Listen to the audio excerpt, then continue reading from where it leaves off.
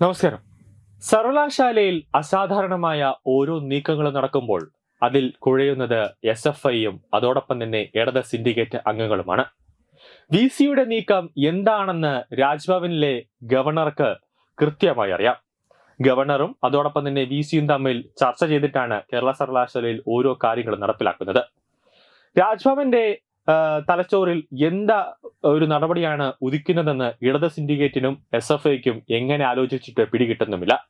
ഇടത് സിൻഡിക്കേറ്റിലെ അംഗങ്ങളും AKG ഭവനിലെ നേതാക്കളും പറയുന്നു SFIയോട് പോയി സമരം വയ്ക്കാനും പറഞ്ഞാൽ അവർ പോയി സമരം വയ്ക്കും. ബാനറുകളാണെങ്കിൽ പൊട്ട തെറ്റുകളുമാണ്.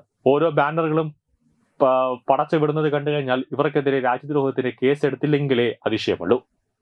ആകെ പെട്ടു നിൽക്കുന്ന അവസ്ഥയിലാണ് ഇപ്പോൾ രജിസ്ട്രാർ ഉള്ളത്. അവസാനം സസ്പെൻഷനിലിരിക്കുന്ന രജിസ്ട്രാർക്ക് ഇപ്പോൾ ആകെ കിട്ടുന്നത് തുച്ഛമായ ശമ്പളമായിരിക്കും. കാരണം സസ്പെൻഷനിലാണല്ലോ. യൂണിവേഴ്സിറ്റിയിൽ വന്നാലും വെറുതെ ഈച്ച അടിച്ചുകൊണ്ടിരിക്കാൻ മാത്രമേ VC സമ്മതിക്കുന്നുള്ളൂ. അങ്ങനെ ആകപ്പാടെ പെട്ടിരിക്കുന്ന രജിസ്ട്രാർ ഒടുവിൽ രാജ്ഭവനിൽ അഭയം തേടാൻ തീരുമാനിച്ചിരിക്കുന്നു. അങ്ങനെ രാജ്ഭവനിലേക്ക് വിളിച്ച് എനിക്ക് ഗവർണറെ ഒന്ന് മുഖം കാണിക്കണം, അതിനുള്ള ഒരു അനുവാദം തരുമോ എന്ന് രാജ്ഭവനോട് ചോദിക്കുന്നു. ഉടനെ രാജ്ഭവൻ പറയുന്നു, സസ്പെൻഷൻ അടിച്ചു കൊടുത്ത നിങ്ങൾക്ക് അങ്ങനെ വന്നൊന്നും ഗവർണറെ കാണാൻ പറ്റില്ല. വേണമെങ്കിൽ ഒരു അപേക്ഷ തരൂ, നമ്മൾ സമയമുള്ളപ്പോൾ മുഖം കാണിക്കാനുള്ള ഒരു അനുവാദം തരാം എന്ന് രാജ്ഭവനും. സസ്പെൻഷൻ അടിച്ചു കൊടുത്തിട്ടും എന്തിനെ സർവകലാശാലയിൽ എത്തി ചുമതലയേറ്റു എന്നത് ഇടത് സിൻഡിക്കേറ്റ് പറയുന്നത് പോലെയും സർക്കാർ പറയുന്നത് പോലെയും SFI എന്ന ഈ കിങ്കരന്മാർ പറയുന്നതല്ലേ നിങ്ങൾക്ക് അവസാന വാക്കെന്ന മട്ടിലാണ് രാജ്ഭവൻ രജിസ്ട്രാറോട് ഒരു ചോദ്യങ്ങൾ ഉന്നയിക്കുന്നത്. പിന്നെ എന്തിനാണ് അവസാനം രാജ്ഭവനിലെത്തി മുഖം കാണിക്കണമെന്ന് രജിസ്ട്രാർ പറയുന്നത്? അങ്ങനെ ഒരു നിലപാടിലാണ്, ഒരു കടുത്ത നിലപാടിലാണ് രാജ്ഭവനും. ഒരു ഫയൽ പോലും തൊടാൻ VC സമ്മതിക്കുന്നില്ല. തൊട്ടാലോ അതൊന്നും തന്നെ VC പാസ്സാക്കുന്നുമില്ല. തിരിച്ചു നേരെ തന്നെ രജിസ്ട്രാറുടെ മേശപ്പുറത്തേക്ക് എത്തുന്നുമുണ്ട്. ആകെ താത്കാലിക രജിസ്ട്രാറായ മിനി കാപ്പൻ VCക്ക് അയക്കുന്ന ഫയലിൽ മാത്രമേ VC മോഹൻ കുന്നുമേൽ ഔദ്യോഗികമായി ഒരു നടപടിയെടുക്കുന്നുള്ളൂ. സന്ദർശനത്തിന് സമയം ആവശ്യപ്പെട്ട് കാത്തു നിൽക്കാൻ രാജ്ഭവൻ പറഞ്ഞിട്ടുണ്ട്. ഇനി എങ്ങാനോ രജിസ്ട്രാർ ഡോക്ടർ KS അനിൽകുമാർ രാജ്ഭവന്റെ മുന്നിൽ കാത്തു നിൽക്കുമോ എന്ന് അറിയില്ല. സസ്പെൻഷനിലുള്ള ഡോക്ടർ അനിൽകുമാർ VCയുടെ വിലക്ക് വകവയ്ക്കാതെ ഇന്നലെയും ഓഫീസിലെത്തിയിരുന്നു. ഈ സാഹചര്യത്തിൽ രാജ്ഭവന്റെ കടുത്ത നിലപാട് കൈക്കൊണ്ടതാണ് ഇപ്പോൾ ഉണ്ടായത്. പറഞ്ഞിട്ട് മനസ്സിലായില്ലെങ്കിൽ പിന്നെ എന്തു ചെയ്യാം എന്ന നിലപാടിലാണ് രാജ്ഭവൻ.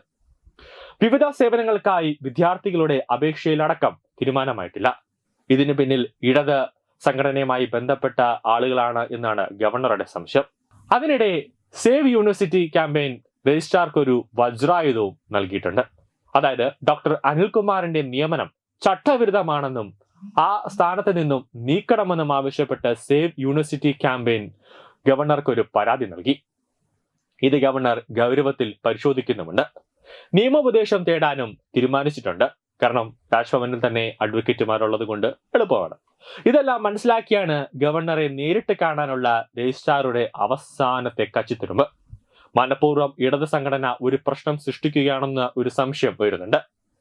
രജിസ്ട്രാർക്ക് നിക്കക്കള്ളി ഇല്ലാതായാൽ രജിസ്ട്രാർ ഉടനെ ചെയ്യുന്നത് ഗവർണറുടെ കാല് പിടിക്കും. എന്നിട്ട് ഇതെല്ലാം എന്നെ ഇടത് സിൻഡിക്കേറ്റ് ആണ് ചെയ്യിപ്പിച്ചതെന്ന് പറഞ്ഞിട്ട് രജിസ്ട്രാർ തലവരും.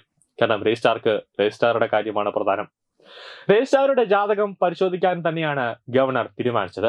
അതായത് രജിസ്ട്രാറുടെ പിന്നാമ്പുറം പരിശോധിക്കുമ്പോൾ ഒരു പിൻവാതിൽ നിയമം കൂടി യൂണിവേഴ്സിറ്റിയിൽ ഡോക്ടർ KS അനിൽകുമാറിന്റെ നിയമനത്തിൽ ഉണ്ടായി എന്നറിഞ്ഞാൽ കാര്യങ്ങൾ കുറച്ചും കൂടി വഷളാകും. അങ്ങനെ ഉണ്ടാവാതിരിക്കാനാണ് ഗവർണറുടെ കാല് പിടിക്കാൻ രജിസ്ട്രാർ ഇപ്പോൾ ഒരു തീരുമാനമെടുത്തത്. കേന്ദ്ര സംസ്ഥാന സർക്കാർ ഉദ്യോഗസ്ഥരിൽ നിന്ന് മാത്രമേ ഡെപ്യൂട്ടേഷൻ നിയമനം പാടുള്ളൂ. എയ്ഡഡ് കോളേജിലെ അധ്യാപകനായ ഡോക്ടർ അനിൽകുമാറിനെ 4 വർഷത്തേക്ക്, അതായത് 2021 ഡെപ്യൂട്ടേഷൻ വ്യവസ്ഥയിൽ നിയമിച്ചുവെന്നാണ് പരാതി. ഫെബ്രുവരിയിൽ ചേർന്ന സിൻഡിക്കേറ്റ് യോഗം അദ്ദേഹത്തിന്റെ നിയമനം 4 വർഷത്തേക്ക് കൂടി നീട്ടിയിരുന്നു. എന്നാൽ രജിസ്ട്രാറായി നേരിട്ടുള്ള നിയമനമാണിതെന്നും എയ്ഡഡ് കോളേജ് അധ്യാപകനായതിനാൽ സേവന വേതന വ്യവസ്ഥകൾ ക്രമീകരിക്കുന്നതിന് 4 വർഷം നിയമനം ഡെപ്യൂട്ടേഷനായാണ് സർക്കാർ പരിഗണിച്ചതെന്നാണ് ഡോക്ടർ അനിൽകുമാറിന്റെ വാദം. കേരള MG സർവകലാശാലയിലെ പരീക്ഷാ കൺട്രോളും ക്യുസാറ്റ് രജിസ്ട്രാറും സമാനമായ രീതിയിലാണ് നിയമിതനായിട്ടുള്ളത്. ഈ വിഷയവും നിയമ പോരാട്ടത്തിലേക്ക് അയക്കും. VCയുടെ വിലക്ക് ലംഘിച്ച് സർവകലാശാലയിൽ ഹാജരാകുന്നതും അദ്ദേഹം ഒപ്പിട്ട ഫയലുകൾ VC നിരാകരിക്കുന്നതിനിടെയാണ് നിയമനം ചോദ്യം ചെയ്തുള്ള പരാതി. കേരള സർവകലാശാല സ്റ്റാറ്റ്യൂട്ട് 12(4) പ്രകാരം സർവകലാശാലയിൽ ഡെപ്യൂട്ടേഷൻ വ്യവസ്ഥയിൽ നിയമനം നൽകുന്നത് കേന്ദ്ര സംസ്ഥാന സർക്കാർ ഉദ്യോഗസ്ഥരിൽ നിന്ന് മാത്രമേ പാടുള്ളൂ എന്നാണ് വ്യവസ്ഥ. അനിൽകുമാർ കേരള സർവകലാശാലയുടെ കീഴിലുള്ള ഒരു പ്രൈവറ്റ് കോളേജിലെ അധ്യാപകനാണ്.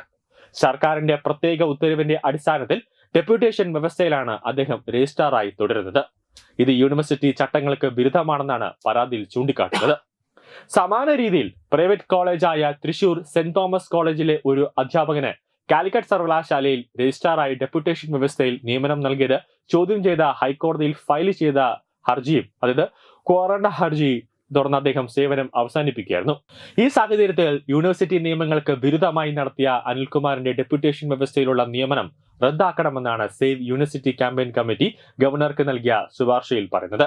ആ ഒരു നിവേദനത്തിൽ കാലിക്കറ്റ് യൂണിവേഴ്സിറ്റിയിൽ ഇതുപോലെ അനധികൃതമായി രജിസ്ട്രാറിന്റെ കസേരയിൽ വന്ന ആ ഉദ്യോഗസ്ഥനെ ഹൈക്കോടതി പിടിച്ച് പുറത്താക്കിയതും അതും കൂടെ വച്ചിട്ടാണ് യൂണിവേഴ്സിറ്റി ക്യാമ്പയിൻ ഗവർണർക്ക് ഒരു നിവേദനം നൽകിയത്.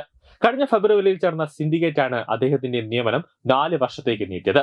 ചട്ടവിരുദ്ധമാണെന്ന ആക്ഷേപം ഉയർന്നിരുന്നുവെങ്കിലും യോഗത്തിൽ സർക്കാരിന്റെ പ്രത്യേക താൽപര്യപ്രകാരം നിയമനം നീട്ടി നൽകുന്നതിന് വേണ്ടി എല്ലാ ഔദ്യോഗിക അംഗങ്ങളും യോഗത്തിൽ പങ്കെടുത്തിരുന്നുവെന്നും നിവേദനത്തിൽ ചൂണ്ടിക്കാട്ടുന്നുണ്ട്. ന്യൂസ് ഡെസ്ക് തത്തമൈ ന്യൂസ്.